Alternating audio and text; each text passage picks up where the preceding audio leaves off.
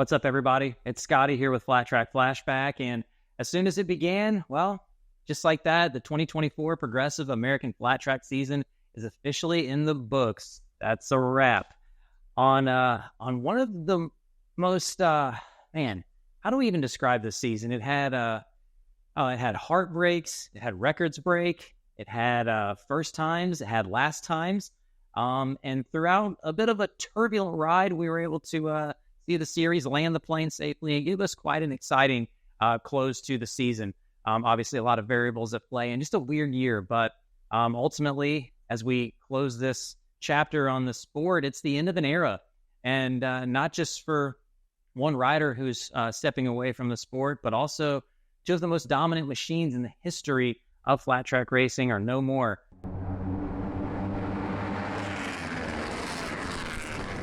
The Indian FTR 750 and the Harley-Davidson XR 750 are outlawed now. They will not be competing in American flat track racing anymore. And when we look back at the past 50 years of the sport, when you go back to 1974, Kenny Roberts wins a championship on a Yamaha.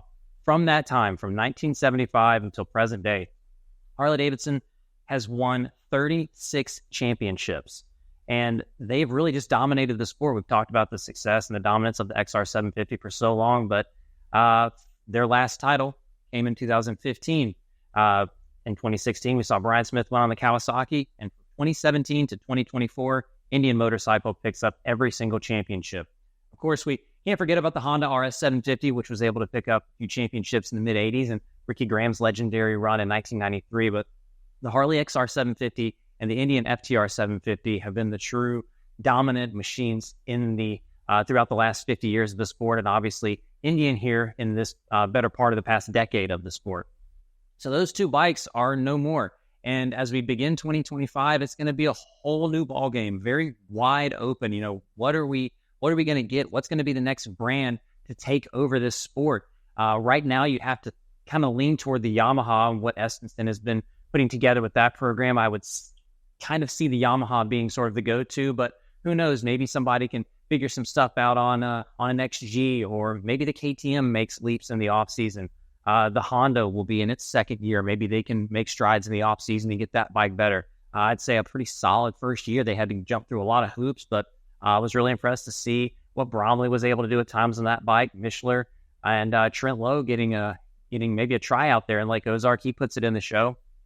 So something to look forward to there. It'd be cool to see maybe Trent fill in that role. Hey, Bromley even put his Suzuki atop the charts in one of those practice sessions at Lake Ozark. So maybe that brand can have a comeback. But the two most dominant machines in the history of the sport are no more, and it's gonna open the door for a new player to take the crown there as far as the top manufacturer in American flat track racing.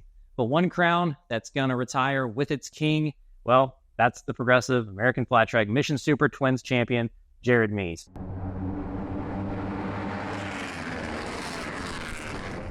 So Jared Mees announced on Instagram that he's retiring. A truly incredible legacy that he's leaving behind in American flat track racing. You know, Jared's going to end his career tied for second in the all-time wins category with 78, ties him with Chris Carr, who to me is one of the greatest all-around riders in the history of our sport. And I'd say Jared is probably up there. You know, Carr's got more TT wins, but Jared is tied with Chris Carr now after winning Lake Ozark for most short track wins in the Premier class. And Jared also has more half-mile wins than anybody in the Premier class at 37.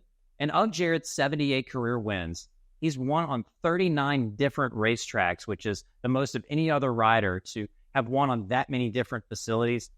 Really cool thing to think about with Jared's legacy and what he was able to do on more than just a couple of different locations. Jared really just always a contender throughout his career, and especially when he hopped on that Indian, where he scored 58 of his 78 wins from 2017 to 2024. That is just an incredible number. And Jared Mees, Kenny Tolbert, Craig Rogers, Indian Motorcycle, what a legacy they leave behind. And Jared gets to be the one who gets the Indian FTR 750 its first victory in Daytona in 2017, and he gets to book into that with a victory at Lake Ozark, the FTR 750's last victory coming in its last race at the end of this season. So another really cool thing for Jared to hang his hat on, and it's been so amazing to follow Jared's career. I got to see him at an amateur race in 2001 at the Daytona Short Track, and he looked so fast and was dominating those riders. Aside from a little bit of a hiccup and a crash one of those nights, but Jared comes onto the scene with the Maroney's team in the 883 class and is so good there, winning races, winning championships on those bikes. Steps up to the 750, rocks that number 21, which is so special to us here at Flat Track Flashback. Gets his first win at the Lima Half Mile, the same place that Will Davis got his first win while revving that number 21. So just a really cool moment there for Jared. Gets his first Twins championship in 2009, and from there on would be a force to be reckoned with in this sport and a real standard bearer. And I feel like Jared helped elevate other riders. He was also sort of viewed as, I guess he had to kind of play the role of sort of the anti-hero, sort of the villain. You saw the anyone but me shirts going around the pits, but Jared would embrace that. And I think he would get fired up when people would doubt him, if it just add more fuel to his fire to prove people wrong and to just continue to win races, win championships, and build on his legacy. So what an amazing career, and it's been really special to be able to follow Jared throughout this journey. And I'm really appreciative of what Jared was doing throughout his career, racing not just nationals, but also competing at Steve Nace races. And, events like Corey Texter would fall out with Winter Throwdown, some of Jared's battles in those with Sammy Halbert in the 2010s. And then, of course, who can forget his Winter Throwdown clash with Tyler Scott a few years ago. I feel like Jared's been an amazing ambassador for the sport. And while he's stepping away from on-track activity, I do hope that he's still involved with the promotion of Lima and Springfield, tracks that we absolutely need to keep on the American Flat Track schedule. So hopefully Jared stays involved in those endeavors. And who knows, maybe we'll see him at a few outlaw races just to throw on the steel shoe and still mix it up every once in a while. I'm sure he wouldn't be opposed to taking a little more cash. But Jared, thank you so much for all you've done for this sport and all the memories that you've given us. I was wondering if there might be a few things that might keep him around for one more year, but he's probably a couple years away from being able to catch Parker on the all-time wins list. He would need 13 more podiums to tie Chris Carr for the most all-time. And Kenny Tolbert's only 8 wins behind Bill Werner for most wins by a tuner. Maybe Kenny comes back somewhere, but regardless, what an incredible cap to an incredible year. And Jared winning this championship, those last 3 rounds, he only had a 6-point lead.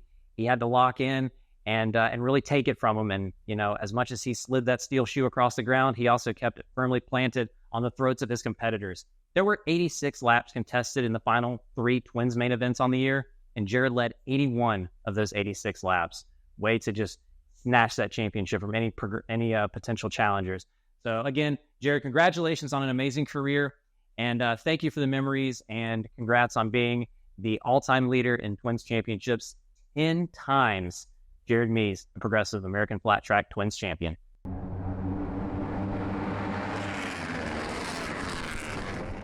The other champion to defend his throne, Cody Kopp, 3rd straight AFT Singles Championship, first time that's ever been done. Cody also able to claim the all-time wins lead in that class at 21 earlier in the year, and Cody with a very impressive season and really smart riding down the stretch, not pushing the issue, making sure he was able to bring home that championship. And Cody this year, even though he had the fewest wins of his championship seasons at just 6, I think it might have been his most impressive year to date.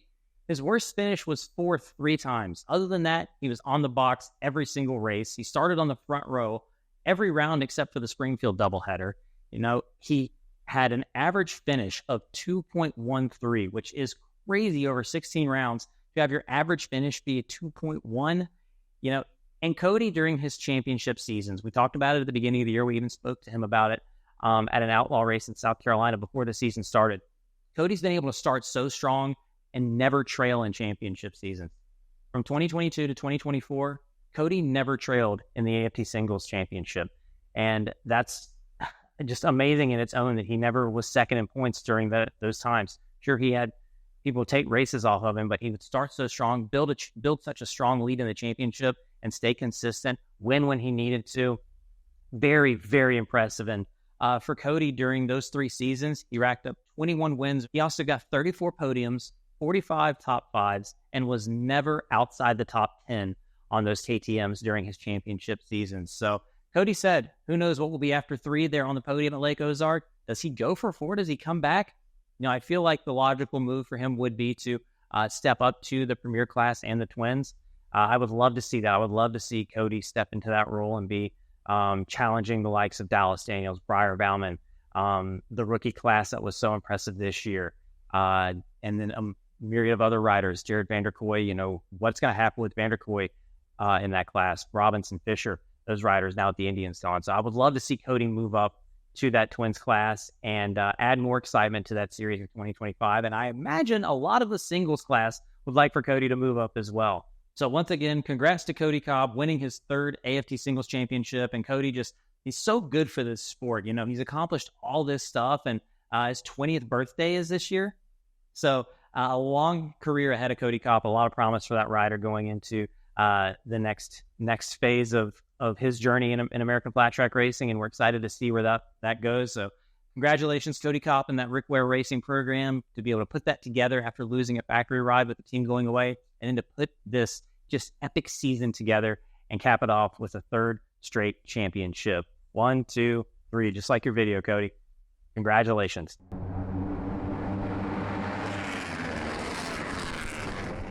Though there can only be one champion, I got to give a huge tip of the cap to several riders who I feel really exceeded expectations this year. And while I'm sure Brandon Robinson doesn't want to be the bridesmaid in the championship, it's, for me, the best year of his premier class career. He finished in the top 10 every single round, the only rider in the Twins class to do so. Now, sure, you can say, well, Jared Mees would have if he wasn't DQ'd at Sturgis TT, but he was. And so Brandon Robinson, the only rider in the Twins class to be in the top 10 every single round. He was in the title fight. He was the only one mathematically eligible going into Lake Ozark to take the championship from Jared. And he was putting together a really strong night. He was battling with Jared early on and looking for his fourth win of the year. Brandon, just super impressive all year. He's able to stay healthy. He's able to pick up 3 wins and just a really strong season for Brandon all year long. I'm sure he'd like to have had better results on the Sturgis CT and there at DuQuoin and, maybe pick up a couple more wins down the stretch. But Brandon led the points on a couple of occasions this year and was right there until the end. So Brandon Robinson really exceeding expectations in the Twins class. Now, as a nod to the Harley XR 750, how about Sammy Halbert? Sammy wins the Dash for Cash at Daytona to start the 2024 season, and then he wins the Dash for Cash on a Harley-Davidson XR 750 at Lake Ozark. So back to book-ending things, Sammy wins the first Dash and the last Dash of the year aboard those XR 750s to give them a little bump in excitement during this season. And Sammy looked really competitive on that bike this year, whether it was the Dodge Brothers or his own. It was cool to see Sammy up there mixing it up with Jared on several occasions and fighting for wins there. Sammy obviously contesting for the FIM championship, but was able to have this round squeeze into his schedule. So way to go, Sammy, putting that Harley on the box and getting a few Dash for Cash wins. Sammy with 3 Dash for Cashes on the year was second only to Jared Mees. Picked up 5 of those Mission Challenge checks. Brandon Price as well. Coming back to full-time racing, he picks up a podium there in Daytona, picks up a podium at DuQuoin, is fighting for 5th in the championship all the way down to the last round. Very impressive ride from Brandon Price this year. And also, even though he didn't win Rookie of the Year, I have to give a huge kudos to Declan Bender. We've been talking about how well Declan's been performing, especially down the stretch here in the 2024 season. And for Declan to put together, in his last 6 starts of the year, he averaged a 6th place finish after getting that 6th place in DuQuoin. He also got a 4th place finish, the best of any rookie in the 2024 season when he was 4th at Rapid City. And we've used the number 6 a lot, but Declan ends up 6th at the final round there in Lake Ozark, putting him 8th in the championship. All 3 rookies put together a really good season. Trevor Berger gets Rookie of the Year honors, the highest finishing rookie in the Twins class there. But Declan right behind him in 9th, and Max Whale in the top 10. So all 3 rookies able to get top 10s in the 2024 Super Twins standings. And that's exciting for the future to see these riders move up and to find success. And there's a lot of depth in that Twins class, as we saw in the LCQ there Saturday night at Lake Ozark, where you had Dalton Gauthier, Cam Smith, Brandon Price, Morgan Mishler, Trent Lowe, just to name a few riders. That's a lot of talent and shows a lot of depth in that Twins class. When we talk about exceeding expectations over on the single side, Tom Drain, sure, he was second in points and probably where we thought he was going to finish in the championship, but this year for Tom, leaps and bounds better than last year, where he was already super impressive. Tom got the most wins in the singles class this year. He got that 7th win breaking a tie between he and Cody Kopp there in Lake Ozark. And for me, Tom's 7th win of the year was probably his most impressive ride of the year for me. Before that red flag in Lake Ozark, Tom was pretty much out of the race. He was back in 5th, trying to get around Renshaw for 4th, but it didn't look like Tom was even going to be on the podium. The red flag comes out. He's able to completely reset, gets a good start, gets right up there in the battle with Chase Sadoff, and those two who have been in a dogfight so many times this year, battling it out, throwing haymakers at each other throughout the season, and they were fighting for second in the championship, and those two get into a knockdown, drag-out fight all the way to the checkered flags. It sees Tom prevail by 67 one-thousandths of a second. I know Chase is probably tired of having less than a tenth between himself and Tom Drain, and Tom being the one to come out on top. But Tom, such a good year in the singles class. If you take away his crash in Daytona, his crash in Chico, who knows how this championship looks, but he's got to be the perennial favorite to win the singles championship in 2025. He's won the last 3 rounds of the season, 4 of the last 5. He also led the most laps in the singles class this year with 117, 10 over Chase Sadoff, who came in second in laps led with 107. And Tom was fired up. He mentioned getting one back on Chase for all the things that have gone on this year. And so that rivalry is developing. And, Chase told them on the podium to look out because they don't know what's coming for him in 2025. Chase, while I don't know if he necessarily exceeded expectations, I think he definitely met them. He got wins this year. We talked about things happening for the first time. Chase got his first win there in Texas on a half mile. Then he got his first mile win. He shook those demons from last year, all those close finishes that saw him just miss out on a victory. He backs up DuQuoin with his first TT win. And if it weren't for that red flag, who knows? Maybe Chase gets the Grand Slam this year and wins that short track in Lake Ozark. But Chase has got a lot to build on coming into next year. 3 wins, 6 runner-ups on the year, an average finish of 2.56. I mean, he and Cody almost neck and neck. Cody just able to have a few more wins on the year to lower that average finish. But Chase and Tom going into next year, watch out. That is going to be a heavyweight clash. And I can't wait to see how that unfolds.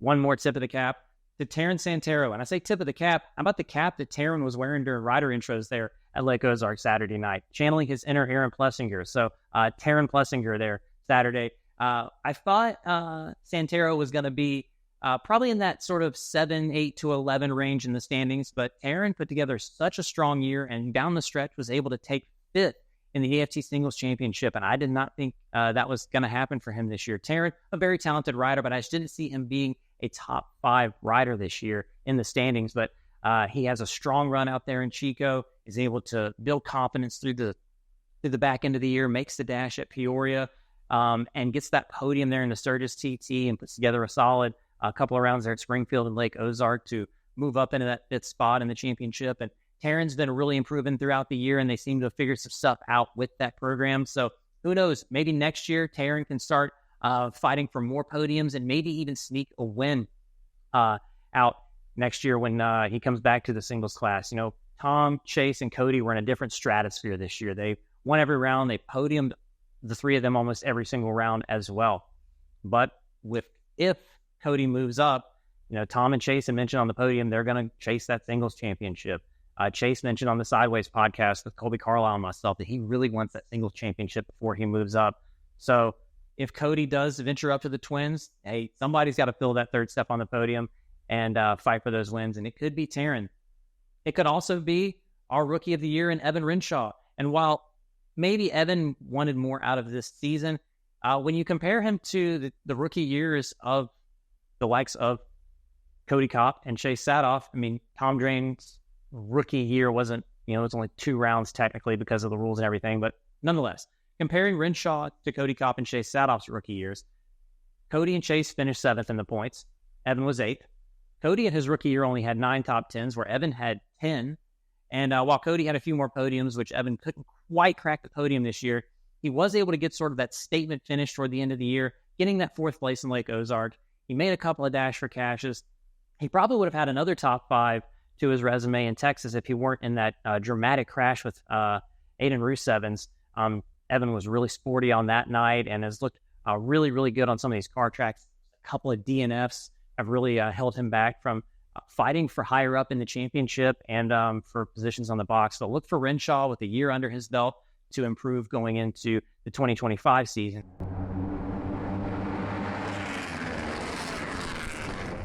So for me, I guess race of the year is the next topic I want to touch on, and there's going to be a couple that I want to throw out at you. For the Twins, however, there's one that stands out particularly for me. I would say the race of the year for me in the Twins class was Silver Dollar Speedway. It was really cool to see Sammy Halbert and Jared Meeks dice it up early on, and then Dallas gets involved later in the race. Dallas and Jared had that battle to the finish, another epic encounter in their rivalry that's been going on the past couple of years. So yeah, for me, the Twins race of the year would probably have to be Silver Dollar. You could throw Bridgeport there in the running for it. You could even throw maybe Lake Ozark into the hunt. But for me, I'd say Silver Dollar was the race of the year for the Twins class. And the singles, I mean, there's so many to choose from, but it was a toss-up between Bridgeport and DuQuoin. And I don't say Lake Ozark because it was really a great race the last 3 laps after the restart. But Bridgeport and DuQuoin were amazing races start to finish. And I got to give the edge to Bridgeport. You know, DuQuoin with the mile racing in the packs, sort of what you come to expect, but I didn't know that Bridgeport was going to deliver like it did. That singles race in Bridgeport was the best race of the year in either class for me. So I would have to give Bridgeport singles the race of the year in the 450 class. As far as performances of the year, you know, I got to say that I would have to either give it to Tom Drain for his ability to recover and get that win in Lake Ozark. Although, how can you forget Cody Kopp having to get that, last row start into DuQuoin, fights his way up, takes the lead by halfway, almost wins that race after it looked like he might not even be able to start it when the chain blew off on the warm-up lap there. I guess I have to kind of give the nod to Cody Kopp as far as the performance of the year, and that be at DuQuoin. And you could also argue that his ride in Bridgeport, when he was able to take that win, that could be a 1 and 1A. But Cody Kopp probably gets the performance of the year in the singles class for me for his ride there in DuQuoin. And for the Twins, the most impressive performance goes to Dallas Daniels. And it's either Lima with how dominant he was there and how just on rails he was, or Springfield. And I know he didn't win at Springfield, but to come off of that broken femur, come to the Springfield mile, run a doubleheader, and be right there on the podium both races. He was able to pass Jared Meeks during the main event at one point, just didn't lead the lap, but, kept Jared Meeks in his sights during that second main event. He also made one of the saves of the year after almost crashing going into 1 and 2 during Springfield, that first main event. Dallas Daniels, probably performance of the year for me. And I would argue that Dallas and Cody get to be the riders of the year for the seasons that they put together, even with Jared Meeks being the champion. There's no doubt that Jared Meeks was the best down the stretch. We talked about it. 81 of 86 laps led, wins all 3 races, just dominant and really grabbed hold of the championship, made sure nobody could take that glory away from him. But I'm curious what you guys think. So what was your performance of the year? What was your race of the year? What are you most excited to see moving forward into the 2025 season?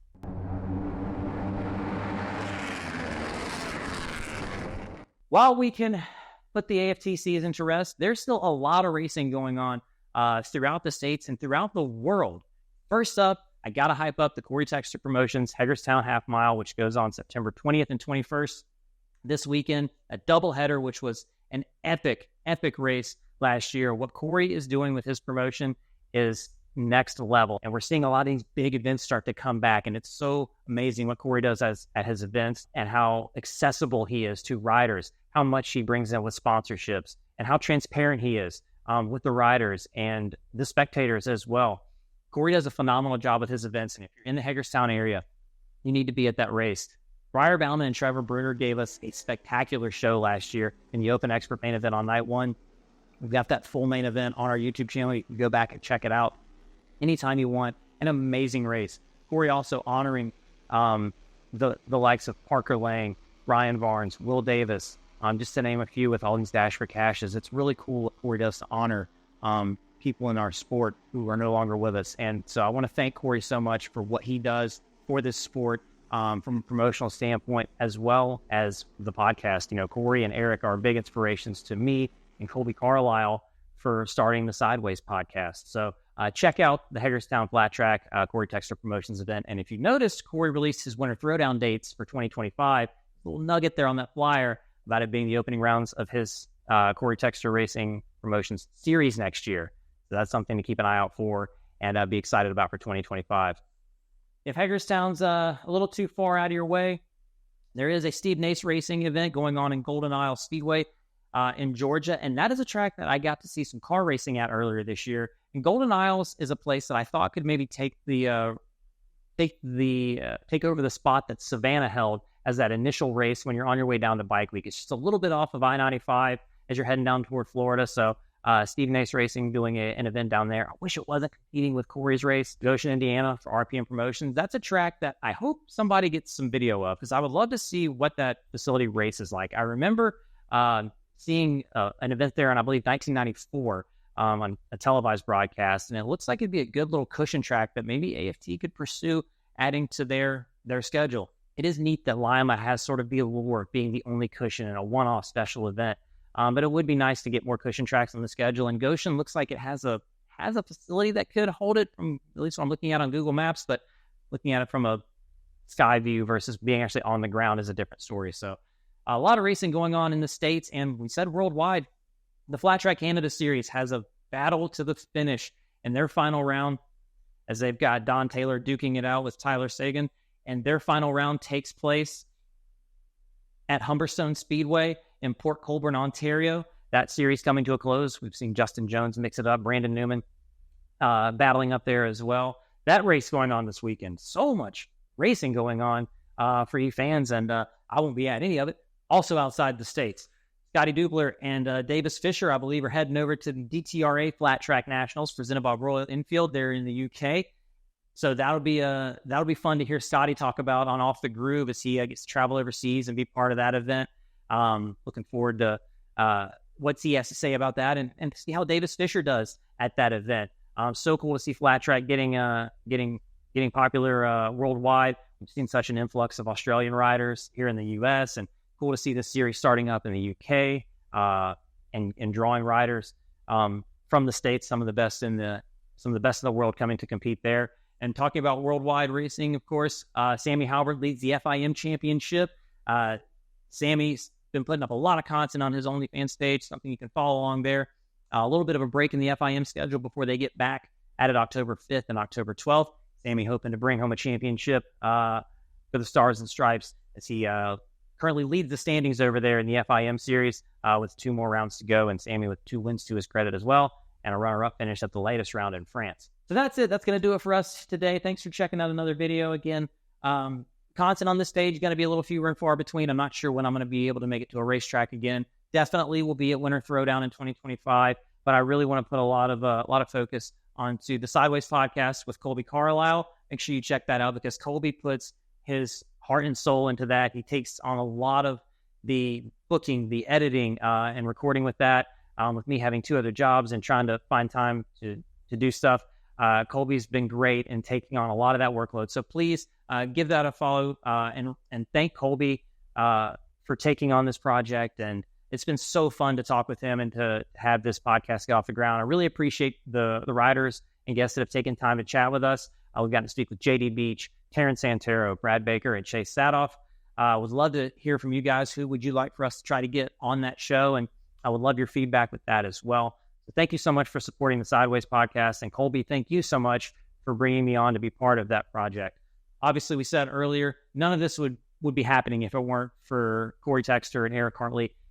For Tank Slapping Podcast, they're approaching 200 episodes, and that is a massive milestone. Just want to thank you guys, Corey, for starting that out. You and Jake Johnson were awesome when you got that project rolling, and with Chris Carter, and then also bringing in Sammy Saavedra and Robbie Bobby, and now with Eric Hartley on that show. You guys have done an amazing job, and it's been an incredible outlet for Flat Track news and commentary. And I really appreciate what those guys are doing with Tank Slapping Podcast. So please support that as well. Scotty Dubler's got Off the Groove going, and Scotty is so connected into the sport. He's at tons of outlaw races, obviously being the voice of American Flat Track.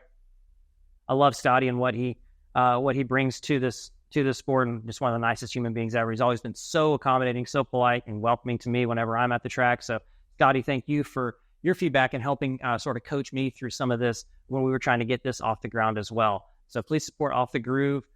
Sammy Halbert with his OnlyFans. Again, we talked about him posting exclusively on there for the FIM series, stuff you're not going to see anywhere else. Sammy's also been firing up his YouTube channel and doing lives where he can on there. That's been really cool just to have more voices talking about the sport and start getting more chatter around this. We're going through a big change in this series, as we talked about, with the ending of an era, with Jared Mees retiring and the Harley and the Indian, their primary bikes being outlawed into next year. So let's get a lot of chatter. Let's discuss this stuff. Also, YouTube channels like How We Doing Roger That, like McLean Drucker's channel. Shouts out to McLean for making his first main event in Lake Ozark. Channels like what Frank Fabricius has, where you get flat track footage that you wouldn't see anywhere else. Frank has the Aaron Kramer Memorial footage from Square Deal up on his channel now, and Frank covers so much stuff up in Pennsylvania and Maryland. I advise you to please check that out if you want to see some local District 6 racing. I know I'll be looking at it anytime you post stuff. So thank you, Frank, for taking time to do that. And thank you, fans. Thank you for filling the stands where you can. Thank you for supporting this sport. Thank you for supporting what we do here. I appreciate the engagement, appreciate the feedback. I appreciate y'all taking time out of your day to listen to me. It really means the world. I'm just an ignorant fan who loves the sport. So while I'm not the most knowledgeable, y'all still put up with me, and that means the world. Thank you to the sponsors like Mission Foods, like Roof Systems, just to name a few, for investing in Flat Track and for helping keep this sport afloat. Thank you to the riders who go out there and risk your lives every night for us, the fans, to enjoy the greatest form of motorcycle racing on the planet. Y'all are superheroes and don't get the praise and credit that you deserve across the world. So thank you so much for the competitors. Again, thank you, fans. Thank you, sponsors. Thank you to everybody that's involved in this Flat Track family. It truly is a family. And we've been tested this year. We've seen a lot of injuries and a lot of heartbreak throughout the sport this year. Very thankful that Back on Track is involved. Please support that charity if you can. They have helped so many riders get back to racing. Without them, I don't know that we would have even nearly close to a full grid on any of these events on the national circuit with injury and medical costs being so much. To Back on Track, they've been lifesavers as well. So support them where you can. Man, I think I'm getting a little long-winded here, so I'll let you guys go. Check out all the content throughout the off season. Again, we're going to be pushing stuff on Sideways Podcast as well, and I'll do stuff on here where I feel like it's going to be useful and engaging and worth you guys taking time to listen to. So thanks for checking us out, and have a wonderful, wonderful weekend. Go out to the races, take care of each other, love one another, and we'll talk to you soon. Peace out, everybody.